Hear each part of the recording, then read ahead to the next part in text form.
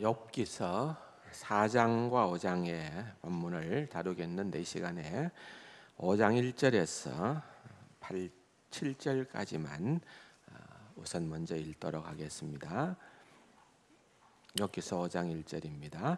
너는 부르짖어 보라. 내게 응답할 자가 있겠느냐?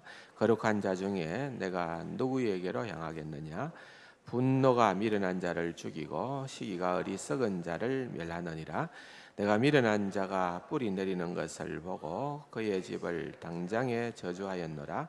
그의 자식들은 구원에서 멀고 성문에서 억눌리나 구하는 자가 없으며 그가 추수한 것은 줄인 자가 먹되 덫에 걸린 것도 빼앗으며 올무가 그의 재산을 향하여 입을 벌리느니라. 재난은 뒷걸에서 일어나는 것이 아니며 고생은 흙에서 나는 것이 아니니라. 사람은 고생을 위하여 났나니 불꽃이 위로 날아가는 것 같으니라. 감사합니다. 욥기서를 다루니까 여러분들이 좀 혼란스럽지 않습니까? 전에는 욥기가 쉬운 책으로 그냥 이해되어졌었는데 뭔 말인지 모르겠다, 헷갈린다, 여러분들이 그렇게 느껴질 수도 있겠다, 그런 생각을 해봅니다. 사실 그 말이 맞습니다. 여러분, 욥기가 굉장히 난해한 책이기도 하고 어려운 책 중에 하나입니다. 여러분들이 너무 쉽게 욥기를 이해하셨다고 하면은 그 이해가 내 임의대로 한 그런 이해였다, 그렇게 여러분들이 생각을 하면은 좋고, 이제 우리가 좀 들어가서 깊이 있게 욥기를 다루면서 하나님의 말씀이 과연 이와 같은 거로구나는 그 비밀을 이제 조금씩 깨달아 알게 되어지는 그러한 자리에 이르게 될 겁니다. 욥기서를 우리가 읽거나 듣다 보면은 제일 어려운 점은 도대체 무슨 말을 하는지 모르겠다, 그렇게 느껴지는 것입니다. 다 옳은 말 한다고 생각됩니다. 오늘도 사실 부분적으로 읽었습니다마는 엘리바스, 욥의 세 친구의 대표 수장격이라고 볼 수 있는 이 엘리바스입니다. 지혜의 대명사인 대만 사람, 대만 출신의 에돔인이었지요. 그런 이 엘리바스가 얘기를 하고 있는 이 내용은 단순하지를 않습니다. 여러분들이 4장 5장에서 첫 번째 엘리바스의 변정이 나옵니다마는 이 내용을 읽어볼 때에 고개를 끄덕일 수밖에 없습니다. 그렇구나. 너무나도 우리가 공감할 수 있는 그런 보편적인 진리에 대한 이야기를 하고 있습니다. 문제는 결론적으로 하나님께서 이 계속되는, 상당히 길게 계속되어지죠, 욥의 세 친구와 욥의 변정 과정 가운데에서 한치의 양보함이 없는 평행선입니다. 당신 말을 듣고 보니까 내가 조금 잘못 생각했네, 그래 그것은 내가 수용할 수 있겠네, 아니면은 우리가 너무 피상적으로 당신을 그렇게 이해했네, 자네 말 듣고 보니까 그게 아닌 것 같네, 이렇게 타협점이 있는 것이 아니고 욥기서에 보면은 계속 이 철로처럼 이렇게 평행선을 걷습니다. 그런데 결론적으로 하나님께서 욥의 손을 들어주셨다는 거죠. 욥이 옳다는 거예요. 그러면은 욥이 옳았다는 말은 욥을 향하여서 얘기했던 그 모든 친구들의 말은 옳지 않았다는 거예요. 결론은 나 있습니다. 그러면은 욥이 옳고 욥의 친구들은 옳지 않았다고 하는 그 말을, 그런 결론이 났는데 그 과정이 엄청 길어진 거예요. 이 많은 과정에 포함되어져 있는 이 말씀을 하나님께서 생략하지 않으시고 욥기서에 다 기록을 해두었다는 거예요. 그건 무슨 말입니까? 우리가 생략해서는 안 된다는 거예요. 내가 머리 아프다고 생략해서는 안 되고, 내가 이해가 안 된다고 헷갈린다고 생략해서는 안 되고, 욥기서의 말씀을 통하여서 우리에게 주시는 그런 아주 성숙한 그리스도인들이 지녀야 될 그런 귀한 교훈들을 담고 있다는 겁니다. 그걸 우리가 좀 더 깊이 들어가서 알고 은혜를 누리고 적용을 해야 된다는 것을 생각해야 되는 것입니다. 욥의 세 친구 중에 이제 처음으로 이제 3장에서 욥이 이야기를 하고 거기에 대한 첫 번 입을 연 사람이 엘리바스가 됩니다. 그 엘리바스가 뭔 얘기를 했느냐? 4장과 5장입니다. 그래서 이 4장과 5장은 그런 의미에서 굉장히 좀 중요하다고 볼 수 있죠. 첫 번째 반응이니까요. 시간이 없고 또 내용 자체가 우리가 좀 진지하게 읽어야 될 그런 부분들도 많기 있기 때문에 다 다룰 수는 없습니다. 그러나 여러분들에게 4장 5장을 좀 정리를 해드리기 위해서 오늘 말씀을 좀 설명을 하겠습니다. 첫 번째로는 우리가 단락을 좀 구분을 하는 것이 좋습니다. 세 단락으로 나누든지 네 단락으로 나누든지 조금 구분을 해야 되는데 4장 1절에서부터 11절까지가 첫 번째 단락입니다. 표시를 하십시오. 4장 1절에서 11절까지가 첫 번째 단락이고 4장 12절에서부터 오늘 읽었던 5장 7절까지가 두 번째 단락입니다. 그리고 5장 8절에서부터 마지막 27절까지를 세 번째 단락으로 묶어버릴 수도 있고 그것을 5장 16절까지를 한 단락으로 보고 또한 나머지를 또 다른 한 단락으로 구분을 할 수도 있습니다. 세 단락이 네 단락이 될 수도 있고 세 단락이 될 수가 있는데 그것은 이제 우리가 설명하기 나름입니다. 단락이 구분되어졌다라고 하는 말은 그 문장 안의 내용이 다르다는 것입니다. 그래서 그렇게 구분을 해두고 여러분들이 이 엘리바스의 이야기를 좀 보면은 좋겠습니다. 첫 번째 엘리바스가 얘기하는 내용의 핵심적인 주제는 견고한 도덕 질서를 얘기합니다. 견고한 도덕 질서를 얘기합니다. 자, 우선 보면은 굉장히 점잖은 인물입니다.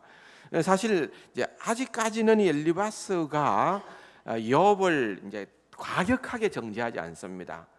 굉장히 인정을 해주고 또 이렇게 신사적으로 접근을 하고 있는 그런 모습이라고 볼 수 있는데요. 2절에 보면은 누가 내게 말하면이라고 조금 간접어법을 사용을 하면서 자기의 뜻을 우회적으로 표현을 하는데요.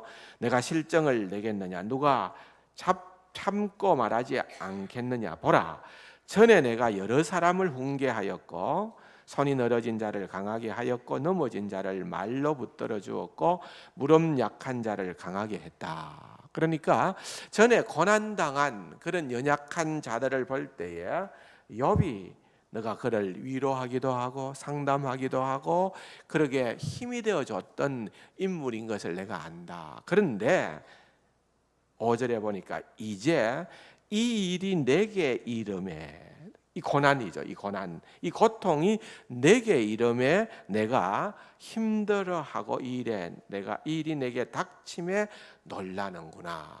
다시 말하면은 여봐, 네가 다른 사람이 어려운 처지에 있을 때에 그 사람을 그렇게 위로했던 그 내용들을 생각해 보라는 거예요. 그러면은 일어설 수 있다는 거예요. 그래서 엘리바스가 지금 그것을 얘기를 하고 있는데 그게 뭔고 하면은 다음 6절에 보면은 내 경외함이 내 자랑이 아니냐, 내 소망이 내 온전한 길이 아니냐. 이 말은 무슨 말인가 하면은 욥이 경건하다는 것을 알고 있었다는 거죠. 욥이 보통 사람이 아니었다는 것을 그의 친구인 엘리바스가 알고 있었기 때문에 지금 너가 이런 어려움을 직면했지만은 원래 태생적으로 너는 경건한 사람이기 때문에 시간이 지나면은 금방 회복될 것이다. 그런 소망과 희망을 가지자라고 얘기를 하는 겁니다. 그러면서 7절에 보면은 생각해 보라. 죄 없이 망한 자가 누구인가? 정직한 자의 끊어짐이 어디 있느냐?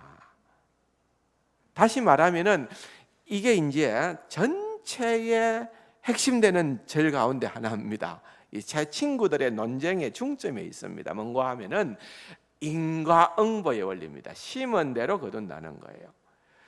지금 얘기하는 것은 악인과 의인을 구분을 하는데, 의인은 그가 행한 그 선한 행동으로 말미암아 선한 열매를 맺게끔 되어 있고, 악한 자는 그가 행한 악으로 말미암아서 고난과 벌을 받게 되어져 있는 것이 하나님께서 만들어 놓으신, 견고하게 만들어 놓으신 이 세상을 지탱하는 도덕 질서라는 거예요. 심지어는 8절에 보면 내가 보건대 악을 밭갈고 독을 뿌리는 자는 그대로 거두나니. 무슨 말입니까? 농사적 비유를 하는 거지요. 뿌리는 대로 거둔다는 거. 뿌리는 대로. 악을 밭갈고 독을 뿌리는 자는 결국은 고난 가운데 오게 된다는 겁니다. 다 하나님의 입 가운데 멸망하고 그의 콧김에 사라지느니라. 사자의 우는 소리와 젊은 사자의 소리가 그치고 어린 사자의 이가 부러지며 사자는 사냥한 것이 없이 죽어가고 암사자의 새끼는 흩어지느니라. 느닷없이 사자 얘기가 쭉 등장하는 것은 이 사자가 약탈자입니다. 힘 있는 약탈자를 대변하는 거예요.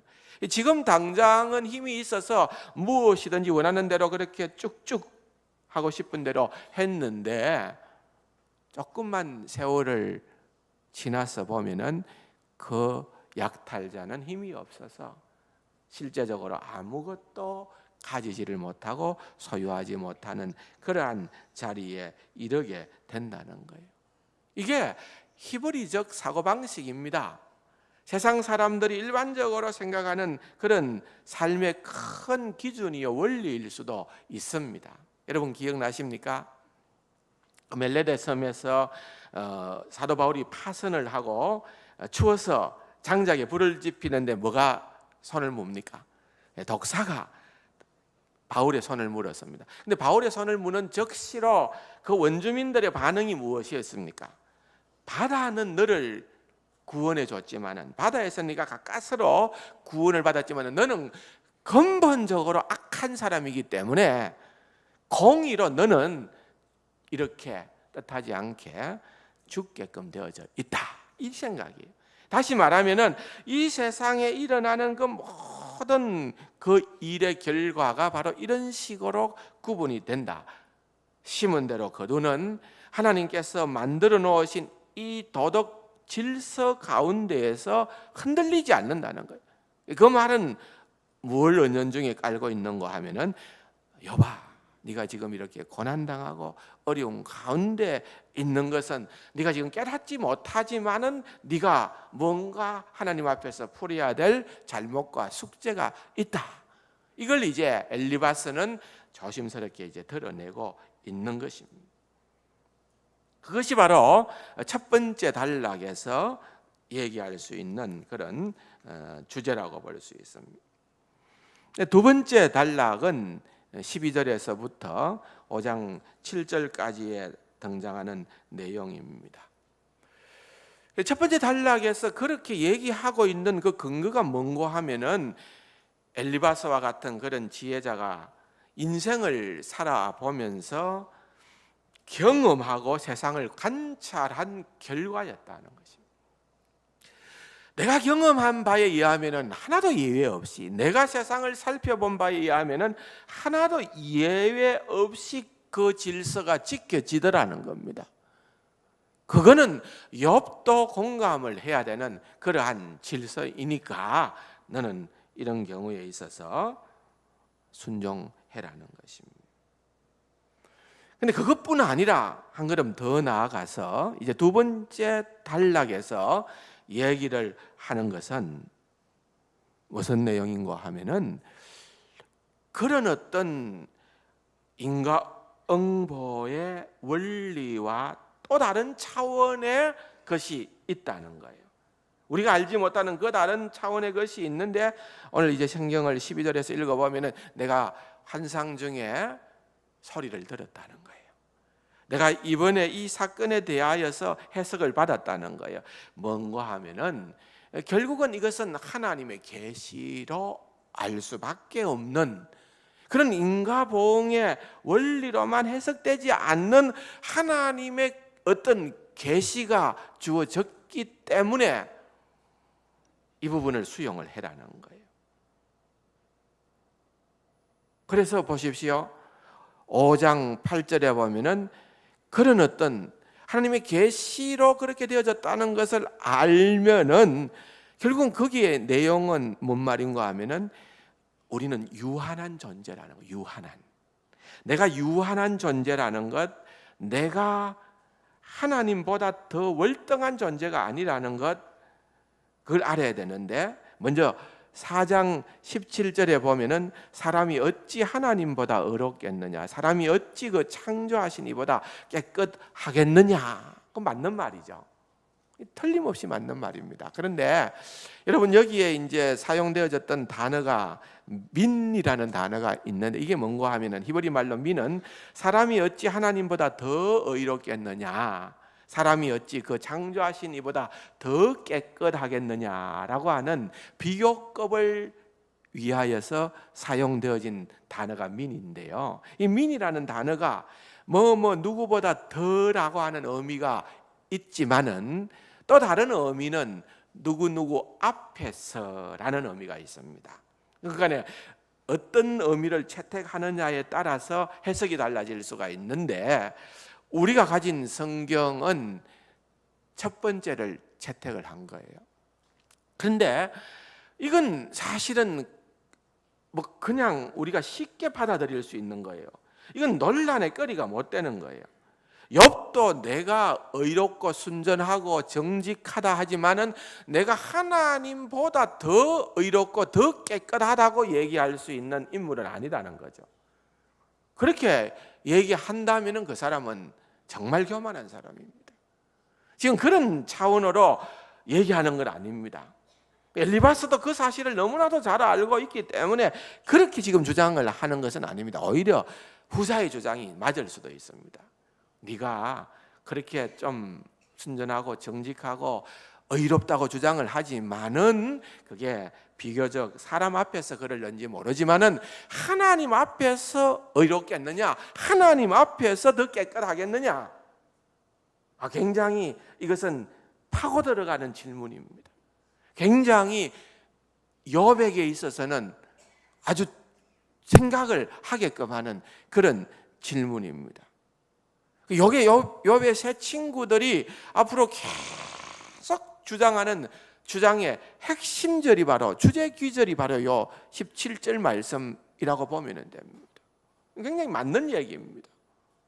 욥뿐만 아니라 우리 모두도 적용해야 되는 그런 맞는 이야기를 하고 있는 것입니다. 그래서 5장 8절에 보면은 나라면 하나님을 찾겠고 내 일을 하나님께 의탁하리라.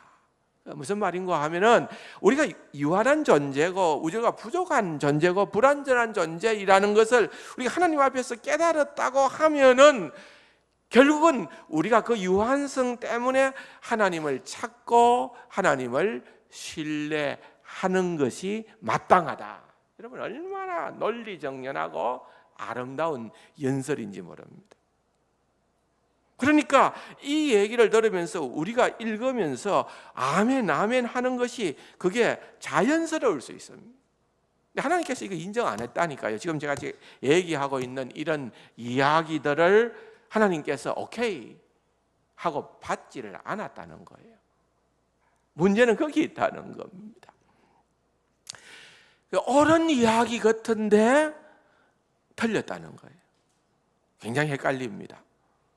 여러분, 그 말은 뭔고 하면은 이것은 그냥은 옳을 수 있으나 우리가 지금 생각해야 되는 것은 욥에게 적용시킬 때는 하나도 안 맞더라는 거예요. 하나도 안 맞더라. 그것이 바로 두 번째 단락에서 이야기를 하는 그런 내용들이다고 그렇게 볼 수가 있습니다. 세 번째, 네 번째 단락에서는 이제 지금 욥기서의 중요성은 기독교 신앙이라는 것이 그냥 명분만으로 붙들어 맬 수 없을 만큼 아주 깊이가 있고 넓이가 있다는 것을 알려주는 그런 내용으로 다시 한번 확인을 합니다. 17절부터 한번 잠깐 보면은요, 볼지어다 하나님께 징계받는 자에게는 복이 있나니 그런즉 너는 전능자의 징계를 업신여기지 말지니라. 하나님은 아프게 하시다가 삼으시며 상하게 하시다가 그의 손으로 고치시나니 6가지 환난에서 너를 구원하시고 7가지 환난이라도 그 재앙이 내게 미치지 않게 하시며. 6, 7이라는 이 표현은 뭐라 그럴까요?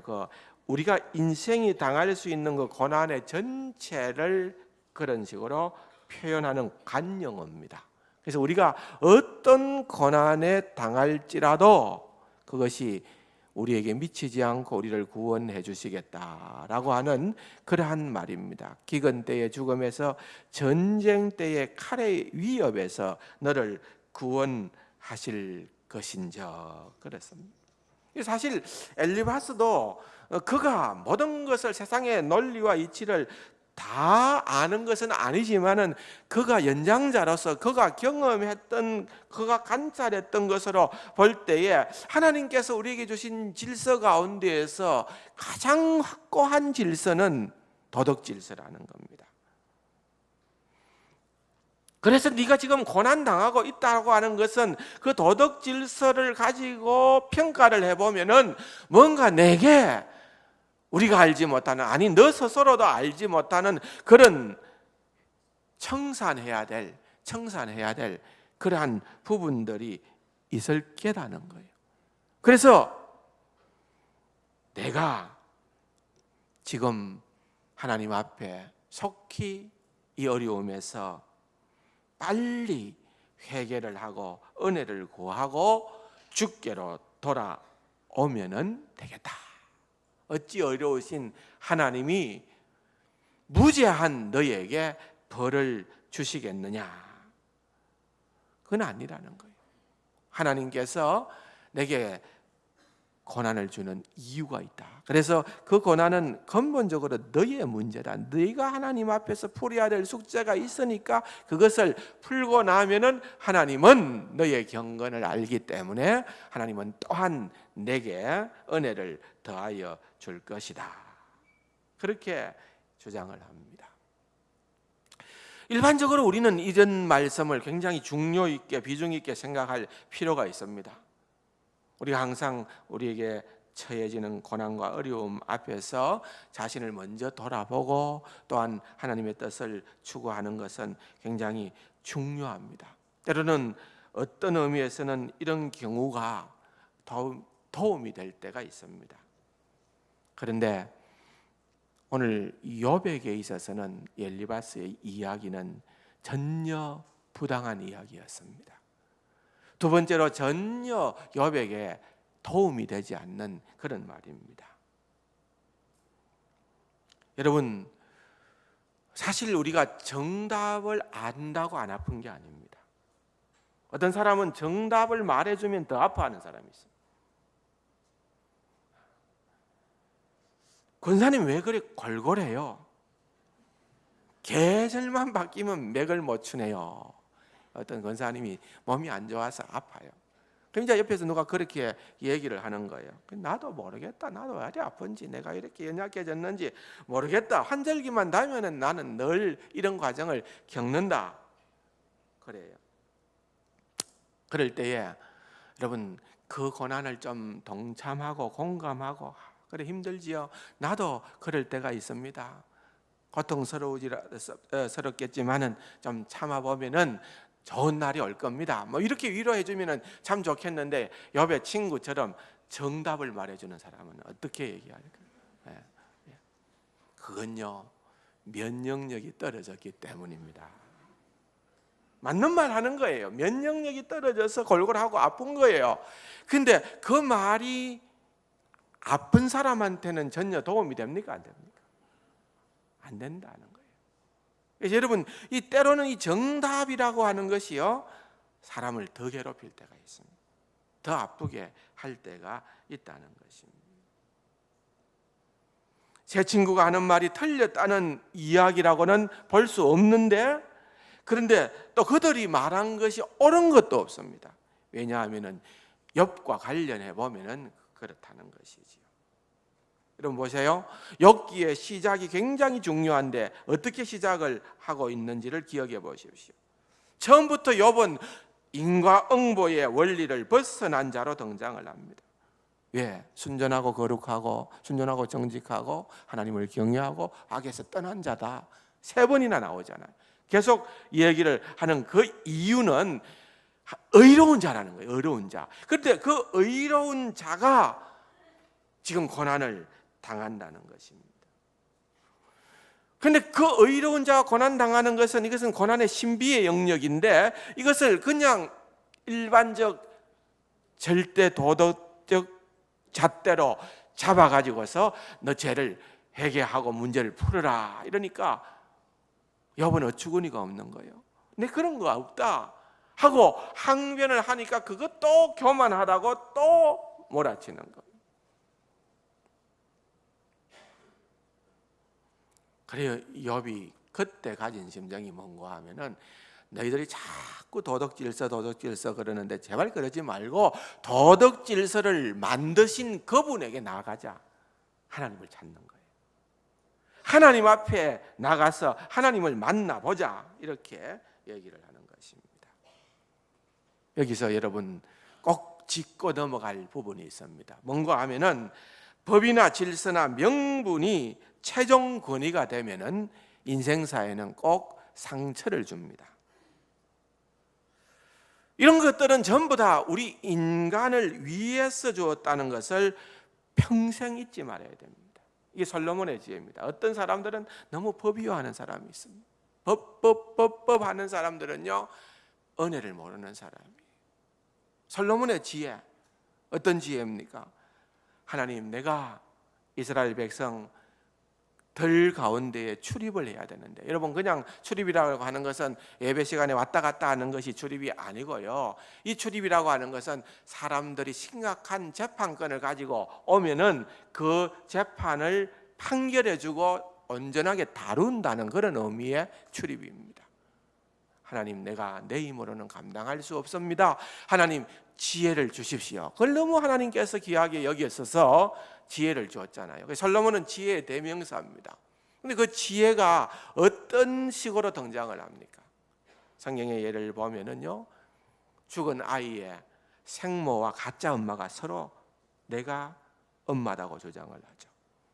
여러분, 이거 어떡합니까? 요즘 같으면은 뭐 간단하지만은, 유전자 검사를 하거나 뭐 이래저래 간단하지만은, 지금 솔로몬은 그런 처지가 못 되잖아요. 어떡합니까? 반띵해라, 잘라라는 거예요. 딱 정확하게 반 잘라서 나누어라. 즉각적인 반응이 뭡니까? 진짜 생모는 생명을 구해야 되니까, 내가 안 해도 좋으니까 애기 살린다. 여러분, 거기에 솔로몬의 지혜가 드러났다고 성경은 말하고 있는 겁니다. 지혜가 뭐냐? 여러분, 우리가 일반적으로 얘기하는 법과 그 어떤 사회적인 기준보다도 더 나아가는 것이 지혜입니다. 하나님의 마음을 헤아릴 수 있는 그러한 자리에까지 나아가는 것이 지혜입니다. 지혜 있는 자는 사람을 죽이는 것이 아니라 살리는 것이 지혜입니다. 법대로 하면은 갈라야 돼요. 여러분, 그러나 사람을 살릴 수는 없는 것입니다. 바로 욥의 친구들이 놓치고 있는 것이 바로 이 부분입니다. 도덕적 질서 안에, 율법 안에, 논리 안에 여러분 욥을 가두려고 그랬습니다. 욥은 고난을 통하여서 그것에서 벗어나게 되는 것입니다. 그래서 우리에게는 이런 어떤 삶의 풍요로움이 어느 정도는 있어야 됩니다. 너무 무언가를 참 정말 이 잣대를 가지고 기준을 가지고 착착착착 칼로 쪼개듯이 쪼갤 수는 없다는 겁니다. 한때 우리가 사람들을 구분을 할 때에 믿는 자, 안 믿는 자 이렇게만 탁 선을 그어버립니다. 그래서 믿는 자가 이 땅 위에서 해야 될 일은 믿지 않는 자를 믿게 하는 일이다. 얼마나 맞는 말입니까? 그게 우리의 임무요, 우리의 존재의 이유다. 그래서 우리는 전도하는 것이 우리의 전부다. 맞는 말 같습니다.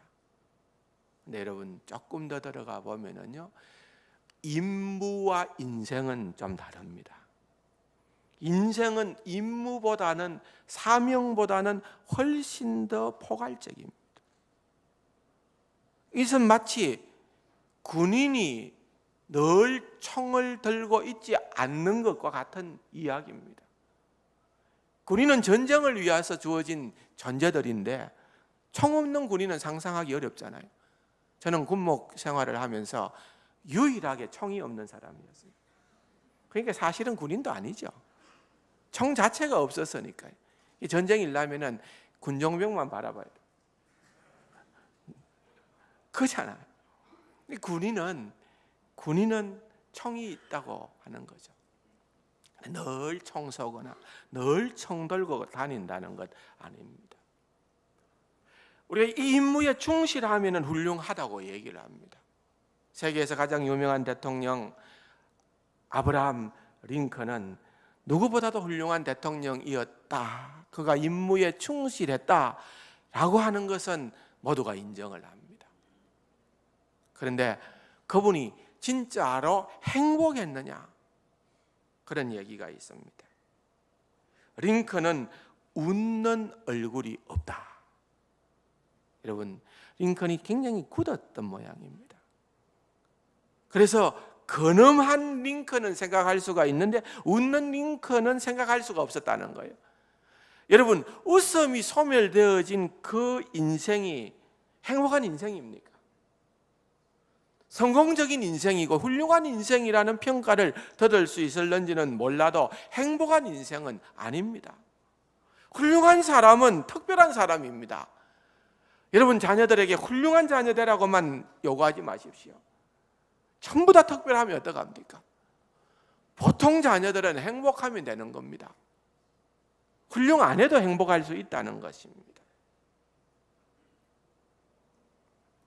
행복이라는 것은 작은 것에서 미소 지을 수 있는 것입니다. 덜풀을 보면서도 행복을 느낄 수가 있고요. 여러분, 그 밀레의 만종, 그죠? 밀레의 만종, 그 아름다운 그림 속에 보면은요, 그 뭐 시골의 농부가 하루의 일과를 마감을 하고서 조용히 하나님 앞에 기도하는 그 모습을 그려놓는데, 뭐 돈이 많아서 행복합니까? 뭐가 행복합니까?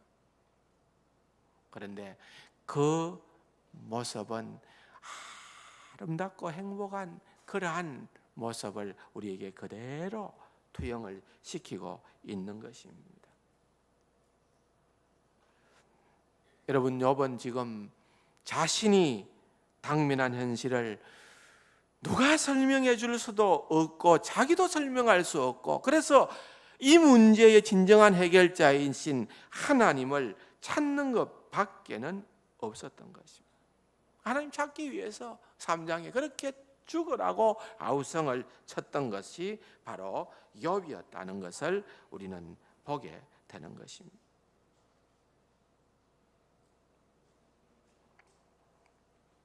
세 번째 단락에서도 우리가 그러한 부분들, 이런 인과보응의 원리가 그대로 다 적용되어지는 것이 바로 욥 너도 알아야 된다. 그래서 마지막 27절에 보면은 볼지어다 우리가 연구한 바가 이와 같으니 너는 들어보라. 그러면 내가 알리라.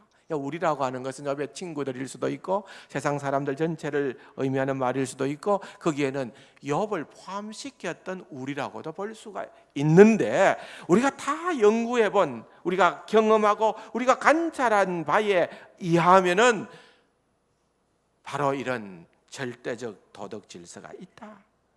그래서 이 도덕 질서를 우리가 놓쳐서는 안 된다라고 그렇게 이야기를 하고 있는 것입니다.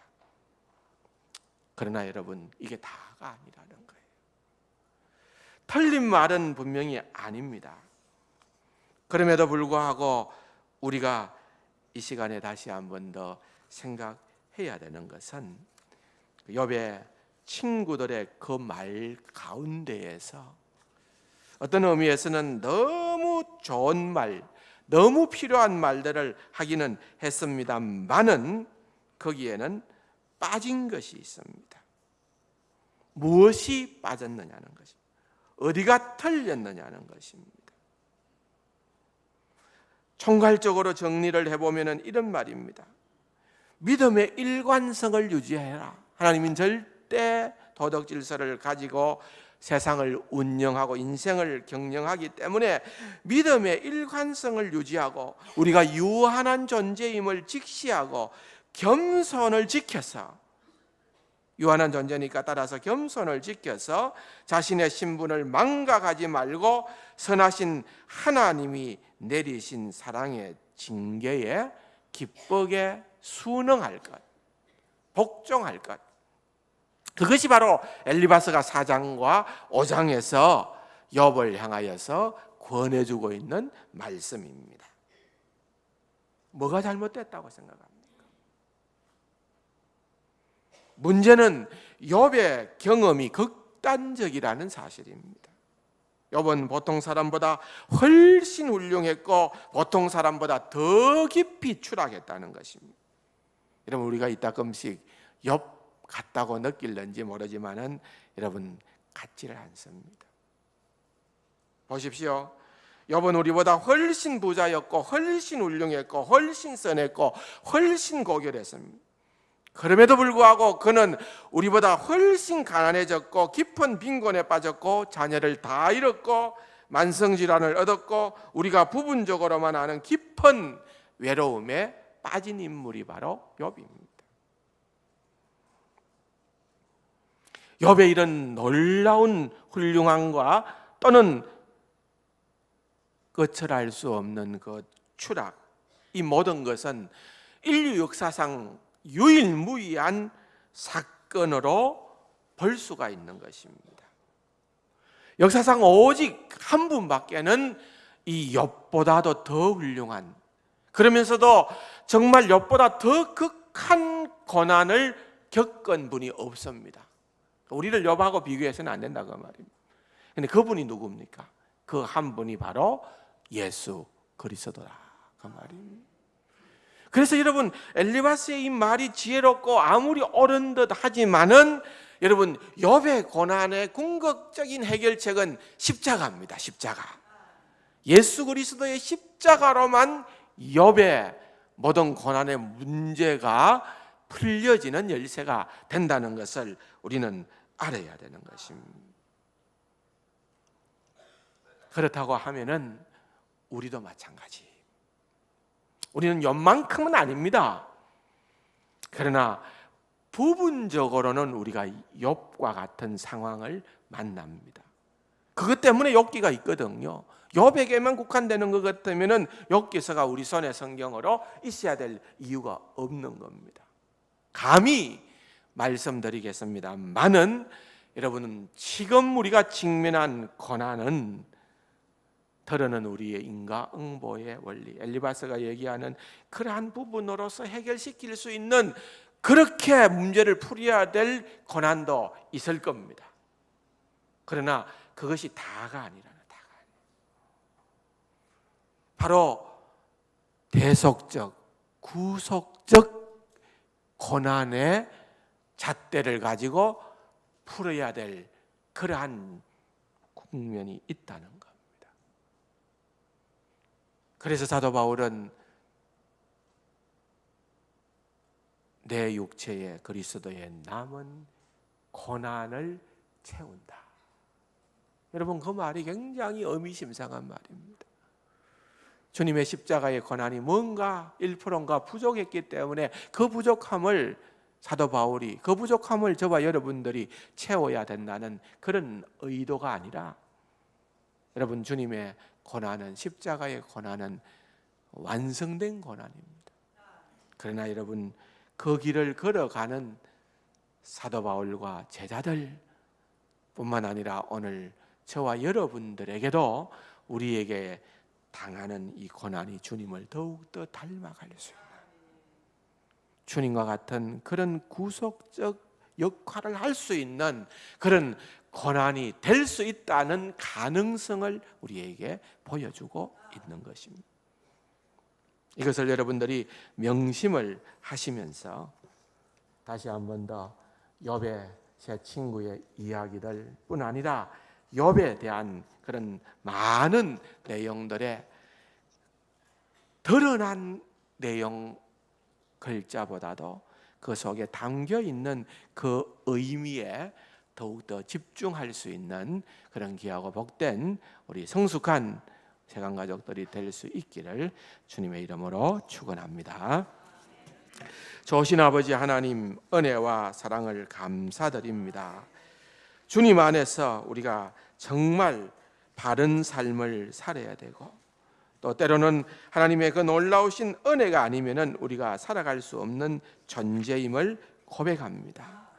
하나님, 때로는 우리의 삶이 정말 억장이 무너지고 온몸이 사시나무 떨듯 떨리게 되어지고 예상치 못한 그런 삶의 고비고비들이 우리의 인생에 밀물처럼 들어올지라도 하나님, 욥을 생각을 하면서 때로는 이것들로 인하여서 우리가 이 세상에서 그 누구도 경험하지 못하는 하나님을 진정으로 만날 수 있는 놀라운 계기가 될 수 있다는 믿음을 더하여 주옵소서. 주님, 끝까지 우리의 질문에 또한 해답을 얻을 수 없는 우리의 인생살이가 될 수도 있지만은 실패가 없으신 하나님께서 궁극적으로 우리의 삶을 해결하시고 인도하시고 주님과 더 깊은 자리로 우리를 초대하시는 유익한 고난이 되게 하여 주옵소서. 예수님의 이름으로 감사기도 드립니다.